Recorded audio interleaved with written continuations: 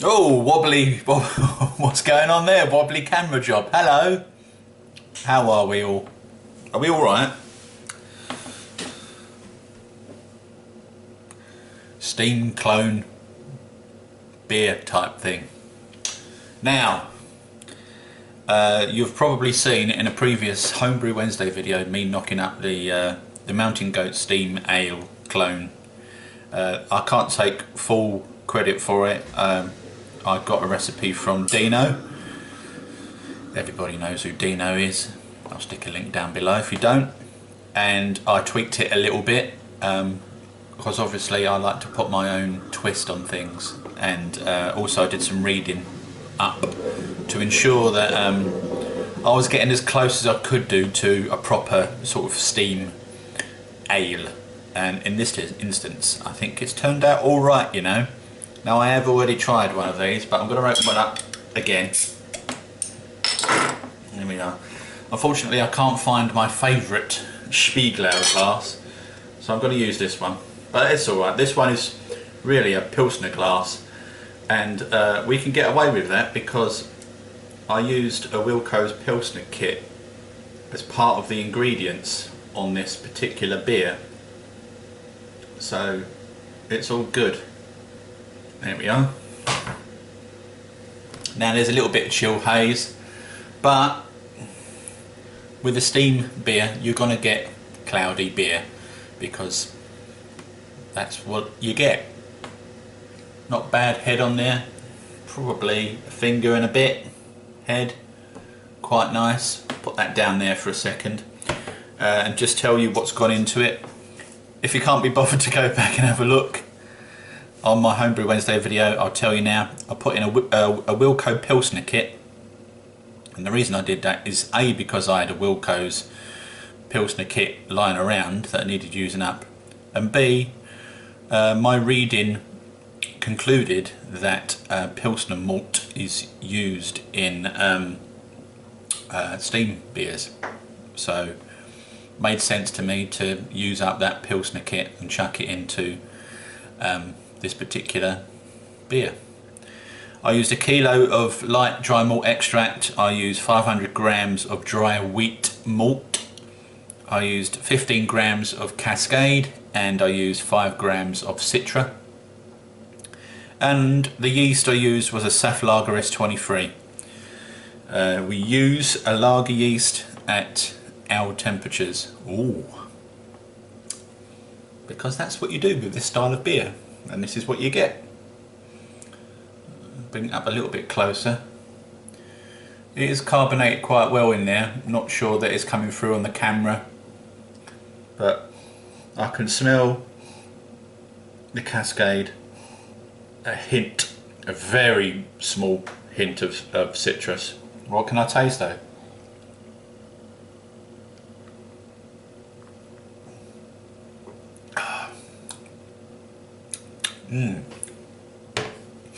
You know what that's like? I've said this on the Facebook group. It's like a cross between a lager and an ale. It's somewhere in the middle, and it's got a lager profile, but it's also got some hoppage in there.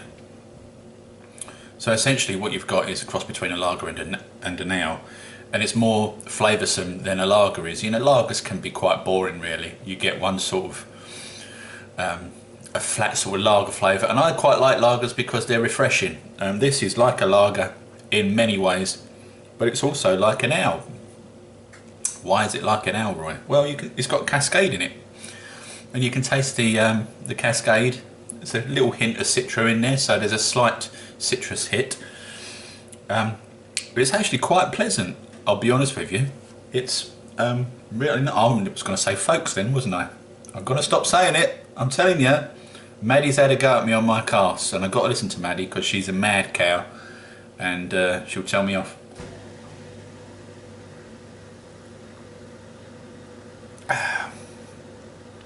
Yeah, it's quite dry taste wise. Yeah, it's not bad, boys and girls. It's worth doing. Somewhere between a lager and an ale, yeah. But it's not as upfront with the hoppage as the ales are.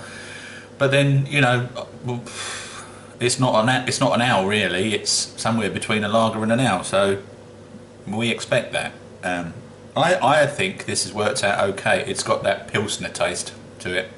Obviously you don't have to use a Pilsner malt, but as I said, I wanted to get as close as I can to the original version of a steam beer, and from what I was reading it said use a Pilsner malt. So that's what I did. Apologies for that. Washing machine's finished. Quite, oh pardon me, quite fizzy. But then, you know, I like lagers to have some fizzing. Lagers slash ales. It's cloudy. It's what you're going to get. Listen, when you brew a lager at our temperatures, the yeast is going to make your beer all cloudy, basically, and that's the aim of the steam beer. That's what it's supposed to do. There's nothing wrong with it. That's exactly what it's supposed to look like, by the way. And it's all right. I would probably prefer a lager or an ale, but in this instance we've got the best of both worlds, and it's refreshing. It's a little bit dry for my liking, a little bit too dry, I would say. However, your Pilsners are very dry lagers, and that's what you get with a Pilsner anyway, isn't it? So this is pretty much what I was expecting. I'm not disappointed at all. It was just an experiment, really. I had some bits and bobs lying around, and I saw Dino give it a go, and also Christian Brewbeer give it a go, and he put the idea in my head, you know, give it a go to use up some of those kits you've got, Roy, which is exactly what I did, and it's come out perfectly drinkable.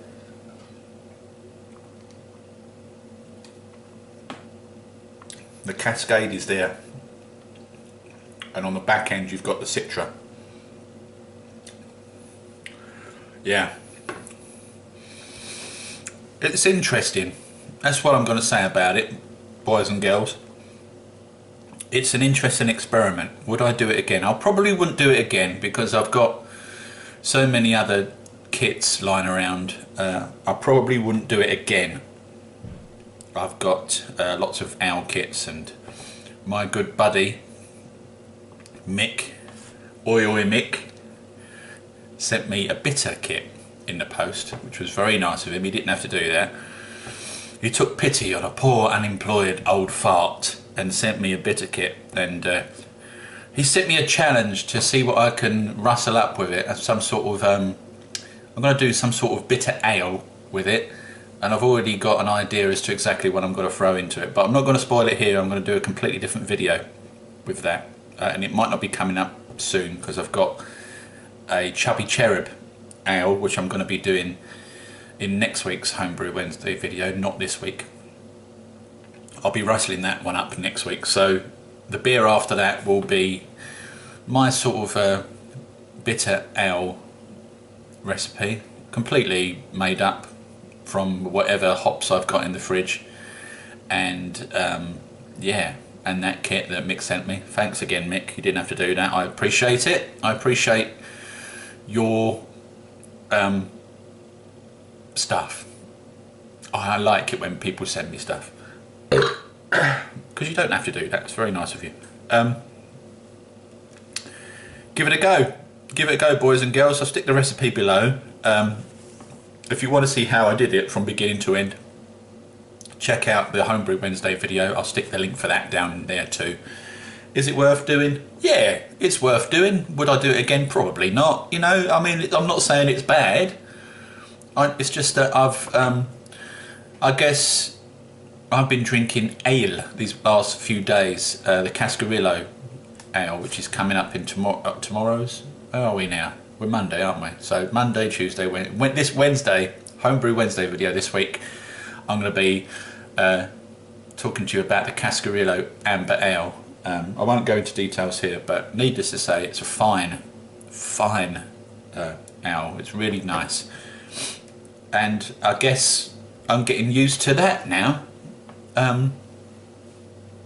So my expectations are perhaps a little bit higher than they would have been 4 to 5 months ago. If I'd have done this 4 or 5 months ago, I'd be singing its praises. But as I've tasted something that in my opinion is better than this, then of course I'm going to compare it to that. But on its own, it's a perfectly fine drink. There's nothing wrong with it at all. It's very drinkable, I wouldn't say very tasty. It's like a lager with a hint of Cascarillo in. You could probably just do a lager kit and throw some Cascade. It's like a lager with Cascade in. See, I've got Cascarillo on the brain because it's such a nice ale. You could do a lager kit and just chuck some Cascade in, of course. Of course you could. But then you're not going to get this sort of weird hybrid thing going on. And I think it is worth doing it just to say that you've done it, and you know, you may find it really, really pleasant, and it might just be your kind of thing. So if you like lagers and you like ales, it's a weird sort of hybrid between the two, and I'm not sure that it works 100%. I would say it probably works 75%.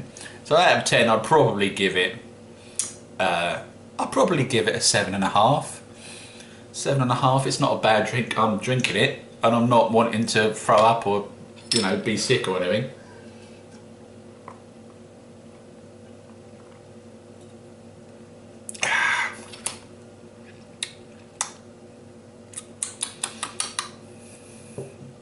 Very dry though, but you would expect that with your Pilsners. Give it a go, boys and girls. You don't have to use a Pilsner kit, of course. You can just use malt extract if you want to.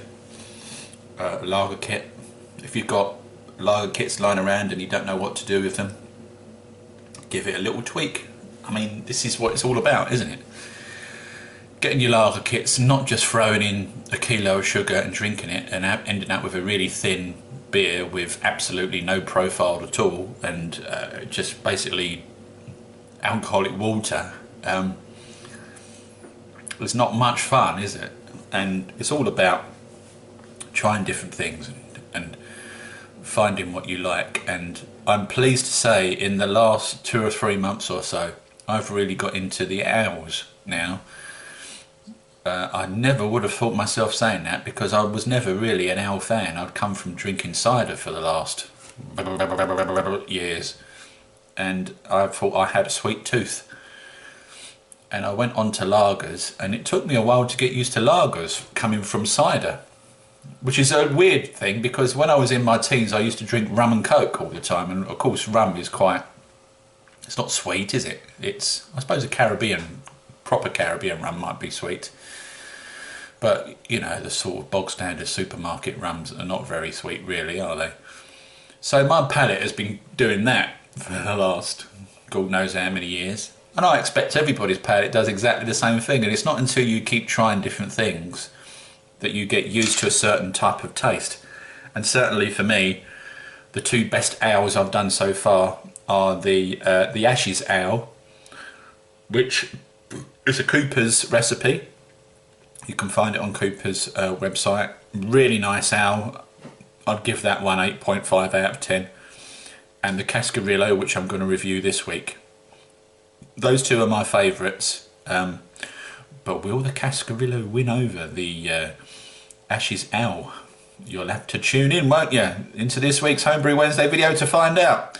Thanks for watching, boys and girls. Always good to see you. I'm going to go and fill my glass up, probably with Cascarillo rather than another one of these. It's nice, don't get me wrong, but it's not quite what I feel I need on this hot summer's day. I need something else. See you next time, boys and girls. Have a good week.